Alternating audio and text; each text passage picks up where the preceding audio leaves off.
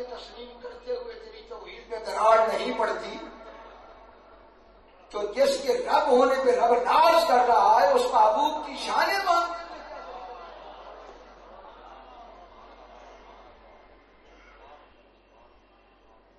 علامہ شورانی 900 ہجری میں مصر میں پیدا ہوئے، 900 سال نور کے بعد پیدا ہوا، اور شورانی المنن الکبریٰ میں لکھتا ہے کہ مجھے پوری بخاری حدیث کی کتاب ہر روز مصر میں آ کر عالم بیداری میں سرکار دو عالم میں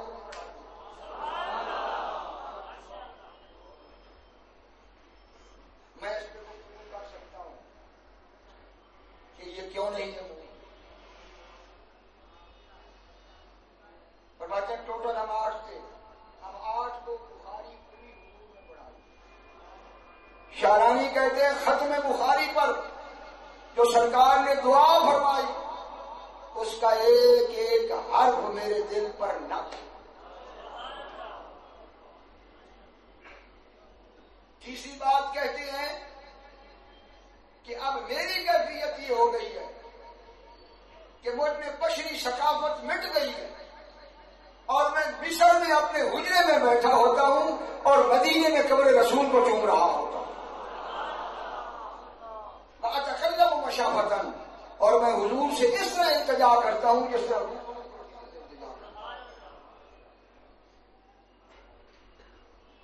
آج تک کسی کی ضرورت نہیں ہوئی کہ امام شورانی کی اس کتاب کا جواب، حالانکہ شوکانی غیر مقلد ہے، میں نے شوکانی کا قول پڑھا، اس نے کہا کہ شورانی اس مقام پہ ہے کہ میں بھی اسے امام مانتا ہوں۔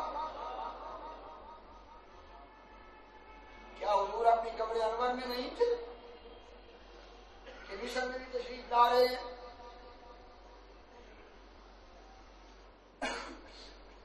وَاسْأَلْ مَنْ أَرْسَلْنَا مِنْ قَبْلِكَ مِنْ رُسُلِنَا وَاسْأَلْ مَنْ أَرْسَلْنَا مِنْ قَبْلِكَ مِنْ رُسُلِنَا، اے محبوب آپ سے پہلے جتنے رسول گزر چکے ہیں ان سے پوچھیں، کوئی رسول مشرق میں دفن ہے کوئی مغرب میں دفن ہے، اگر حضور ان تک پہنچ نہیں سکتے تو پوچھیں گے کیسے؟ پہلی بات تو علم کی کرو نا، جس علم غیب کی ڈنڈیاں لگاتے ہیں لوگ، میں یہ پوچھتا ہوں اگر حضور کو پتہ نہ ہو کہ فلاں کہاں مدفون ہے، فلاں کہاں مدفون ہے، فلاں کہاں مدفون ہے، تو حضور پوچھیں گے کیسے؟ وَاسْأَلْ مَنْ أَرْسَلْنَا، جو بھی آپ سے پہلے رسول گزر چکے ہیں ان سب سے پوچھیں۔ پتہ چلا کہ سارے رسول زندہ ہیں، یہ بھی پتہ چلا حضور سب تک پہنچتے ہیں۔ اللہ ایسا حکم نہیں دے سکتا کہ جو حکم ناممکن ہو۔ یہ وہ ایت کریمہ ہے جو حیات انبیاء کی بھی دلیل ہے، علم غیب مصطفیٰ کی بھی دلیل ہے، انبیاء کے شعور کی بھی دلیل ہے، اور حضور کی حاضر ناظر ہونے کی بھی دلیل ہے۔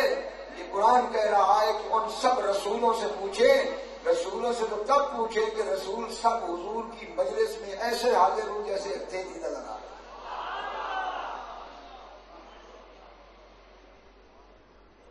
حضرت عباس نے غزوہ تبوک کے بعد جب حضور مسجد نبوی میں تشریف فرما ہوئے، حضور کی سنت تھی جب بھی سفر سے یا جہاز سے آتے تھے تو مسجد نبوی میں تو نفل پڑھتے تھے، اور عموماً سرکار چاش کے وقت مدینہ شریف میں واپس آتے تھے،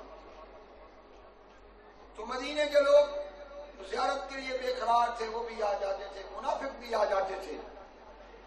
حضرت عباس حاضر خدمت ہوئے اور عرض کی کہ میں نے آپ کی شان میں کچھ لکھا، تو حضور سے اجازت چاہیے کہ آپ اجازت دیں تو میں پیش کروں، تو سرکار نے کہا قل لا یحدث اللہ فاکا، فرمایا میرے چچا جان اللہ آپ کے منہ کو ہمیشہ سلامت رکھے، آپ ضرور کریں، موت کا وقت بھی مشکل ہے، خبر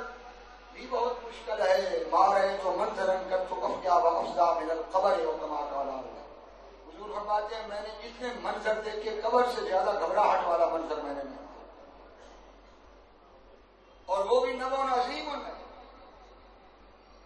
لیکن یہ بہت بڑی خوشخبری ہے، جو اپنی زبان سے کثرت درود و سلام کرے گا، جو زبان سے کثرت ثناخوانی مصطفیٰ کرے گا، جو کثرت سے حضور کا ذکر کرے گا،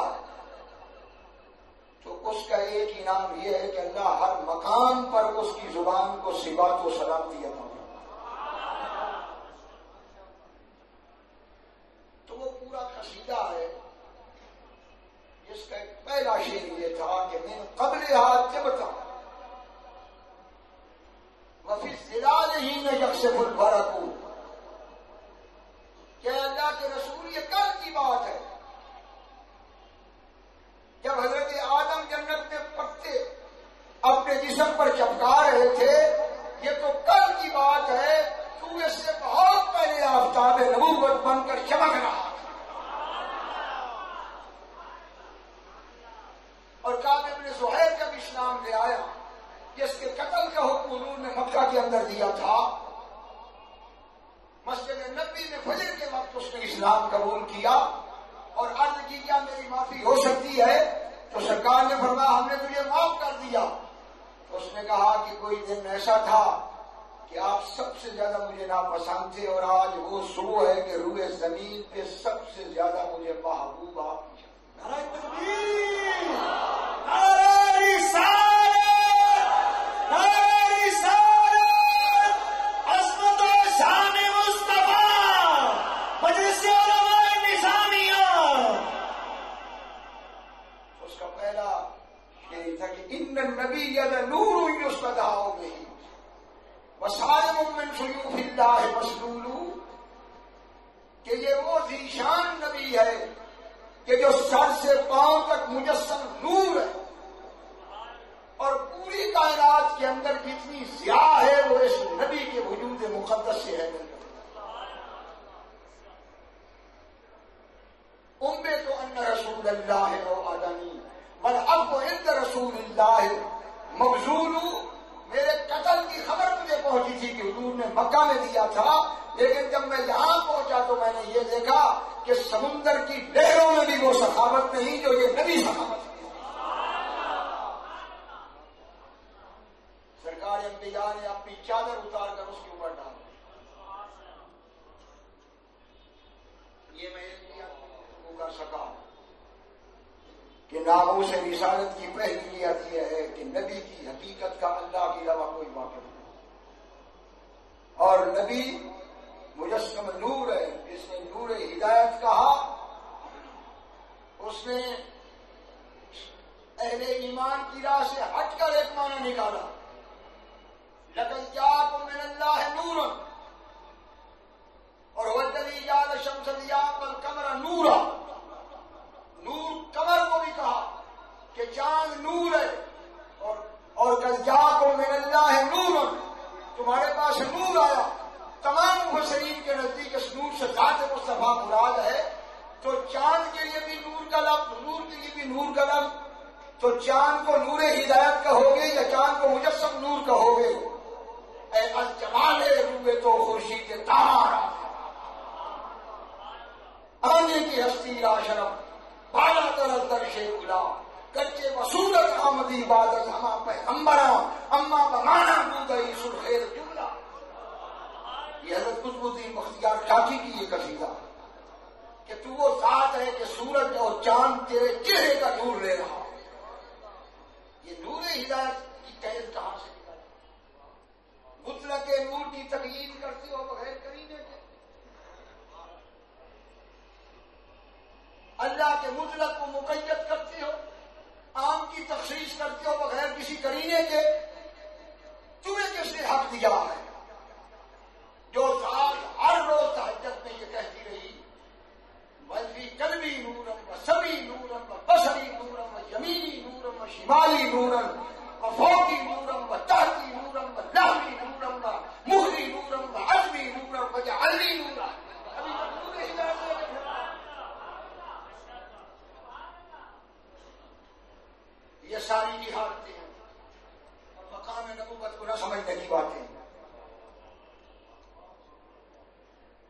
یاد رکھنا ہمارا ایمان ہے کہ نبی مجسم نور ہے، ہمارا ایمان ہے کہ نبی کی پاک بشریت ہے. اگر نور نہ ہو تو رب سے لے نہیں سکتا، اگر پاک بشریت نہ ہو تو کوئی مجھے یہ بتائے کہ جب غفور شوق میں موسیٰ علیہ السلام نے کہا رب ارنی انظر الیک، اے اللہ میں حجاب ہو کہ میں تیری ذات کو اپنی آنکھوں سے دیکھوں، تو فوراً جواب آیا لن ترانی، اے موسیٰ تو ہرگز نہیں دیکھ سکتا. کیوں نہیں دیکھ سکتے؟ وجہ کیا تھی؟ اگر دیکھنا ممکن نہ ہوتا تو کبھی نبی بات نہ کرتا، نبی کبھی ایسی بات نہیں کرتا جو ممکن الوقوع نہ ہو. یہ حالت ہے نبی کی حالت ہے.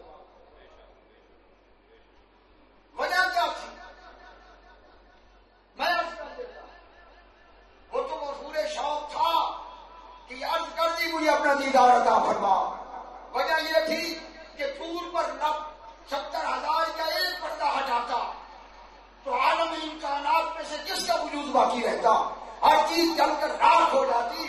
فرمائے کلیم اللہ طور پہ میں حجاب نہیں ہو سکتا اور کعبہ قوسین پہ تو نہیں آ سکتا. تیری پرواز نہیں ہے کہ تو قوسین تک آئے اور طور پہ میں حجاب نہیں ہو سکتا.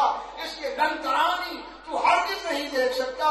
وہ اور ہے جو قوسین سے نکل کر آئے گا.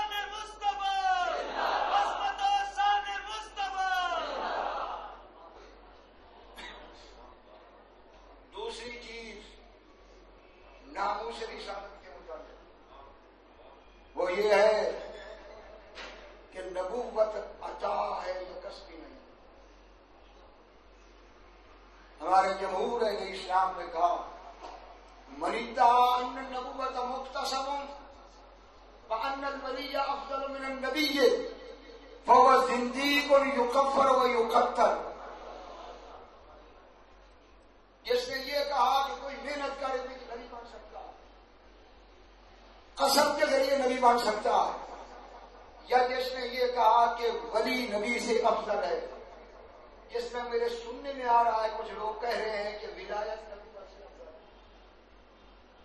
تو وہ پکا کافر ہے. بحر محیط میں تفسیر میں اجماع نقل کیا کہ اس کی تکفیر بھی کی جائے، اس کے ٹکڑے بھی کیے.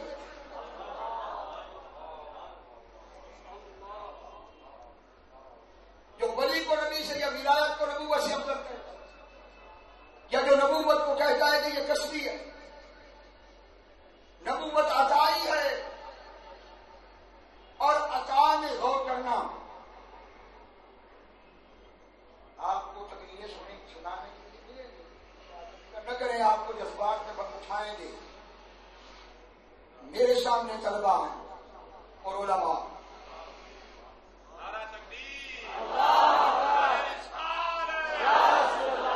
جو دوسری غلطی ہوئی وہ یہ غلطی ہوئی کہ نبوت تدریجاً نہیں ہوتی کہ درجہ بدرجہ کوئی نبوت پہ پہنچے.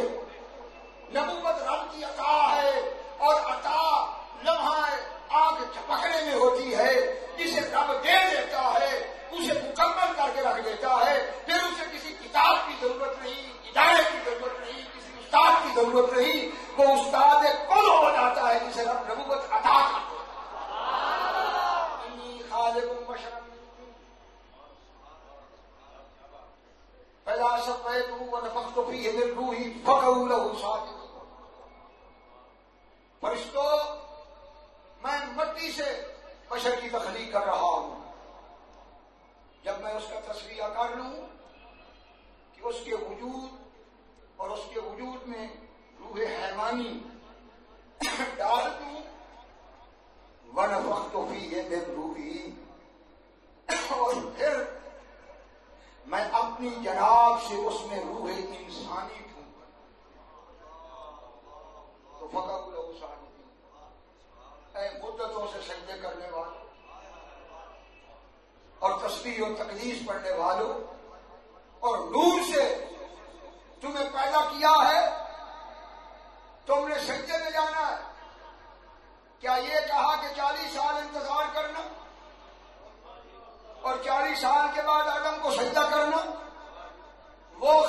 سے ہی نبی ہو اور جس کے تمہیں نبوت ملی ہے وہ 40 سال تک بلی رہے.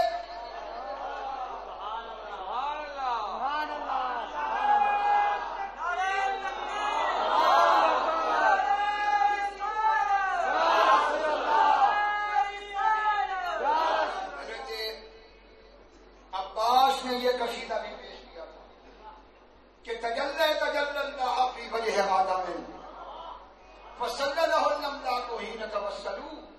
یا رسول اللہ آدم کو فرشتے تھوڑا ہی سجدہ کر رہے تھے، چہرہ آدم میں تو تیرا نور چمک رہا تھا.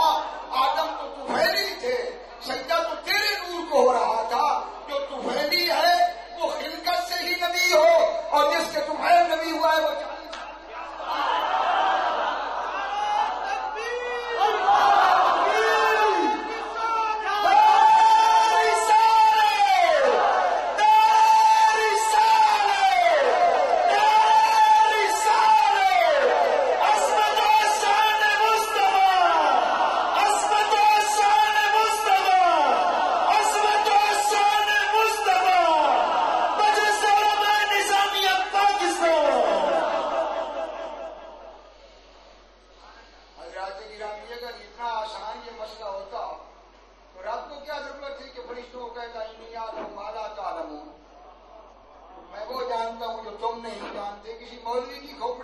کیسے آ سکتی ہے جس پر فرشتے ہی نہیں پہنچ سکتے.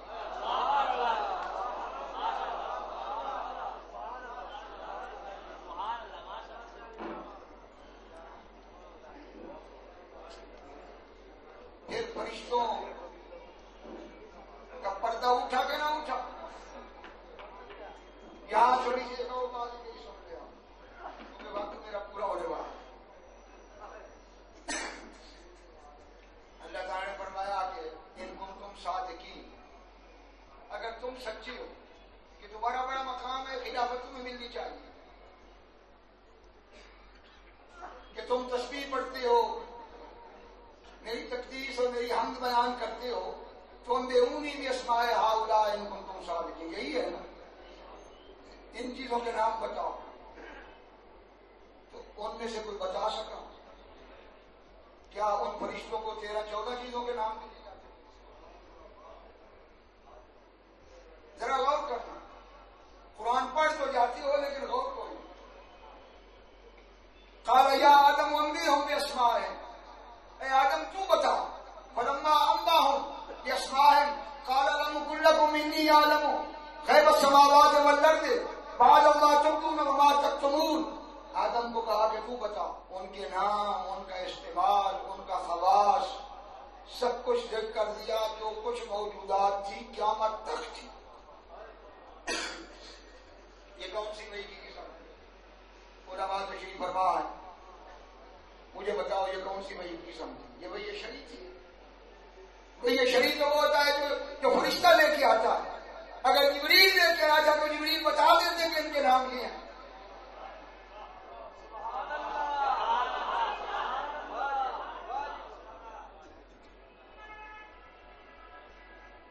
ما كان لبشر ان يكلمه الله الا وحيا او من وراء حجاب او يرسل رسولا فيوحي باذنه ما يشاء. یہ تیسری وحی کی قسم ہے کہ فرشتہ لے آتا ہے. اگر جبریل لے کے آئے تھے تو جو خود آدم کو بتا رہا ہے خود کیوں نہ بتا دیتے؟ وہاں نہ اسرائیل بتا سکے، نہ میکائیل بتا سکے، نہ جبرائیل بتا سکے، حضرت آدم نے بتا دیا. تو یہ کتاب جسے فرشتے نہیں بتا سکے وہ سارا علم غیب تھا. اور دلیل میری یہ ہے کہ جب حضرت آدم بچا چکے تو اللہ نے فرشتوں کو کہا میں تمہیں کہتا نہیں تھا کہ میں آسمانوں اور زمینوں کا غیب جانتا ہوں. دعویٰ تو تھا کہ میں زمینوں آسمانوں کا غیب جانتا ہوں. دلیل کا پائی فلما انبأہم باسمائہم. دلیل آئی جب آدم علیہ السلام نے بتا دیا. یہ کون سا علم تھا؟ اور مولوی صاحب اگر یہ محسوسات کا علم ہوتا تو اسرائیل سے کون سی چیز مخفی ہے؟ میکائیل ساری دنیا کو رزق کے شعبے میں ہے، اس سے کون سی چیز مخفی ہے؟ جبریل سے کون سا کونا مخفی ہے؟ اور رب کو یہ کیوں کہنا پڑا کہ میں زمین و آسمان کا غیب جانتا ہوں؟ یہ بتا دیا کہ تم میری صفت کے مظہر نہیں ہو سکتے ہو. میری جب بھی صفت ظاہر ہوگی تو آدم سے ہوگی، آدم کی نسل سے ہوگی. اور یہ بتا دیا کہ نبی کا خاصہ ہی علم غیب ہے.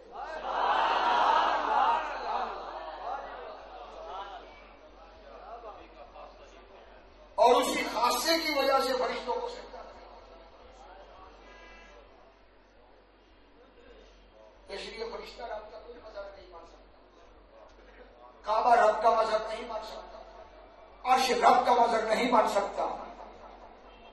رب کی قدرت ظاہر ہوگی تو وجود نبوت سے، رب کا علم ظاہر ہوگا تو وجود نبوت سے، رب کی سخاوت ظاہر ہوگی تو وجود نبوت سے، اگر حسن الوہیت ظاہر ہوگا تو روح سوا سکتا نہیں پہنائے فطرت میں میرا سودا. یہی توحید تھی جس کو تجو سمجھانا میں سمجھا. رب کبھی بھی بے حجاب ہو کر نہیں آئے گا، رب جب بھی ظاہر ہوگا وجود نبوت سے اپنی شان کو ظاہر کرے گا. نعرہ تکبیر، نعرہ رسالت، نعرہ رسالت، عظمت و شان مصطفیٰ، مجلس علماء نظام پاکستان.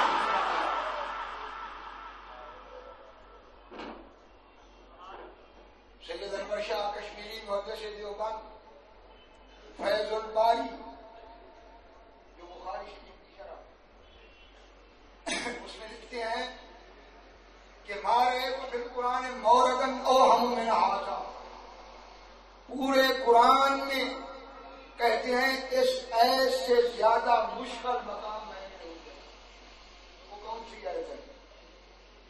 وَنُودِيَ مِنْ شَاطِئِ الْوَادِ الْأَيْمَنِ فِي الْبُقْعَةِ الْمُبَارَكَةِ مِنَ الشَّجَرَةِ أَن يَا مُوسَىٰ إِنِّي أَنَا اللَّهُ رَبُّ الْعَالَمِينَ. کہ وادی ایمن کے کنارے سے درخت سے آواز آئی، درخت سے، من الشجرۃ، درخت سے آواز آئی، انی انا اللہ رب العالمین، اے موسیٰ میں ہوں اللہ جو عالمین کا رب ہے. آواز کہاں سے آئی؟ من الشجرۃ. شاہ صاحب کہتے ہیں کہ اس سے زیادہ مشکل مقام ہے کہ درخت کو کہہ رہا ہے انی انا اللہ. اب اس کو انہوں نے جواب دیا، تھوڑا علمی جواب ہے، آپ حضرات کو ذہن پہ بوجھ پاتا. وہ فرماتے ہیں کہ وجہ کیا ہو؟ ذالک بین المتجلی لما تجلی فی شجرۃ. وہ کہتے ہیں کہ اللہ تعالیٰ جلوہ ڈالنے والا ہے، اس نے اپنا جلوہ ڈالا درخت پر اور اس کی جن سے شجریت کو مٹا کے رکھ دیا. اس کی جن شجریت تھی وہ مٹا کے رکھ دی. اور فأخذ الحکم المتجلی بھی حکم المتجلی بنفسہ ہی. نتیجہ یہ ہوا کہ وہ درخت رب کا مظہر بن گیا. بولنے والا اللہ تھا مگر درخت مظہر تھا. شاہ صاحب کہتے ہیں یہاں سے وحدت الوجود کی خوشبو آتی ہے، اگرچہ میرے مشائخ یہاں تک نہیں پہنچے. وہ کہتے ہیں کہ اس سے بات کیا نکلی کہ ان المتقرب من نوافل، کہ جو ولی ہے صرف اس کا تشخص پہچاننے کے لیے رہ جاتا ہے. امبل متصرف بھی وذاتہ سبحانہ وتعالی.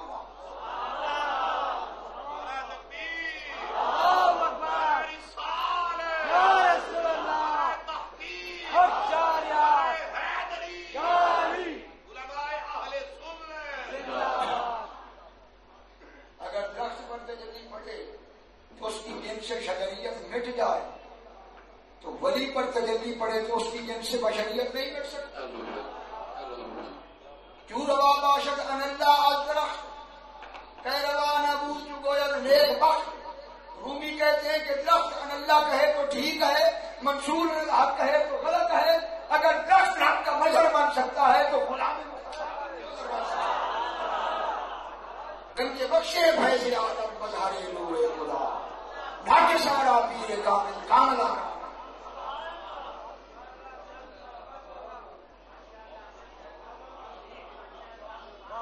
سبحان اللہ.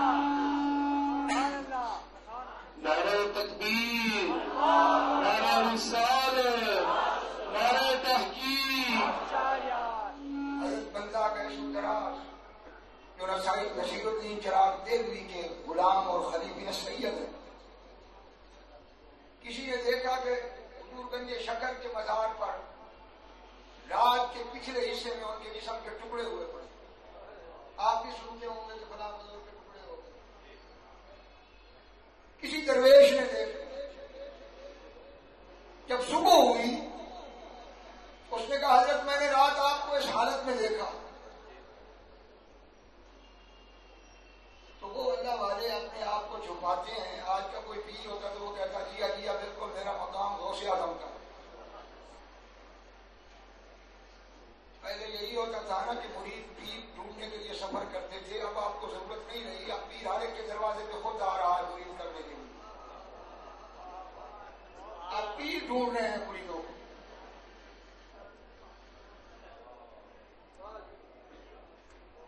آپ نے فرمایا کہ کوئی اور ہوگا میں تو بڑا گنہگار. اس نے کہا حضرت میں پہچانتا ہوں.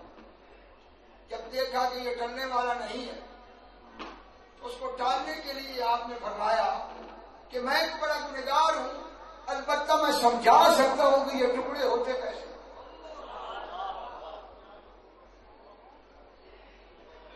یہ ٹکڑے ہوتے کیسے میں یہ سمجھا سکتا ہوں. تو اس نے کہا حضور ضرور مہربانی فرمائیے. تو آپ نے فرمایا فلما تجلی ربہ للجبل جعلہ دکا وخر موسیٰ صاعقا. ایک تجلی اللہ نے طور پر ڈالی اور اسے سرما کر کے رکھ دیا. اور فرمایا حضور کی امت کے ولی پر 1000 تجلی گزارنا پڑتا.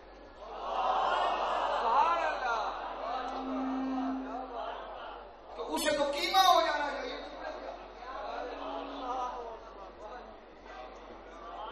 اگر دست مصطفیٰ نہ آئے تو اس کے پرکھٹے اڑ جائیں. پہچانتا انہیں کو ہے جن پر دست مصطفیٰ. 1000 تجلی ولی کے دل میں پڑتی ہے اور اس کے ٹکڑے نہ ہوں. ٹکڑے وہی ہوتا جو مظہر خدا ہے.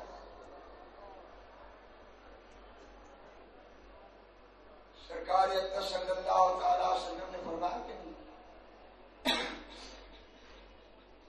احب اللہ من احب حسین. اس حدیث کو 2 اعراب سے پڑھا. ایک ہے احب اللہ من احب حسین, یہ دعا کہ جو میرے حسین سے محبت کرے اللہ اس سے محبت کرے. اس اعراب سے دعا. دوسرا اعراب ہے احب اللہ من احب حسین, جس نے میرے حسین سے محبت کی اس نے اللہ سے محبت کی. کہ حسین مکمل فنا پھیلا ہے, ہر وقت تجلیات الہی کے عروج میں ہے, اور صرف تشخص اس کا رہ گیا ہے کہ ان کا نام امام حسین ہے, ورنہ ہر وقت ان پر تجلیات الہی کا ورود ہے اور ان کے پورے وجود میں تجلیات الہی نظر آ رہی ہے. تو یہ تو حضور کے غلاموں کی شان ہے. نبی کس قدر مظہر خدا ہوتا ہے یہ رب نے پہلے دن بتا دیا. ملائکہ آئندہ سمجھ جانا, تم میں طاقت نہیں کہ تم میرے مظہر بنو, یہ آدم میں طاقت ہے.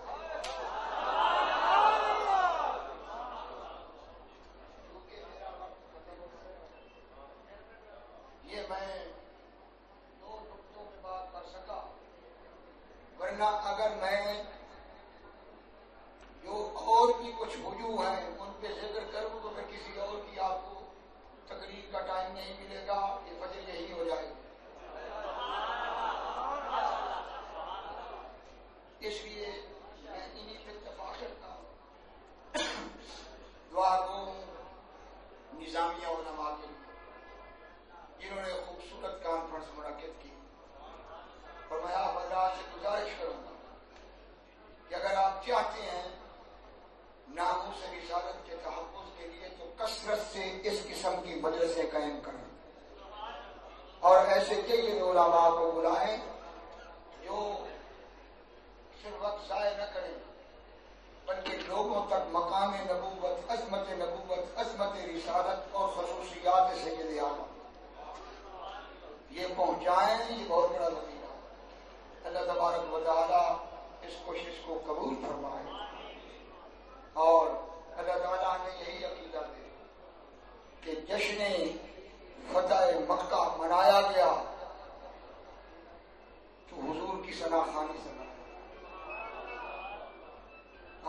حسان نے کعبہ میں کھڑے ہو کر کہا کہ وجہو کا یا رسول اللہ جاؤ رفیع المان الفتح انتہا، کہ ہر نبی کی وجاہت ہے لیکن اے اللہ کے محبوب تیری رب کے ہاں وہ وجاہت ہے جس کی کوئی انتہائی نہیں۔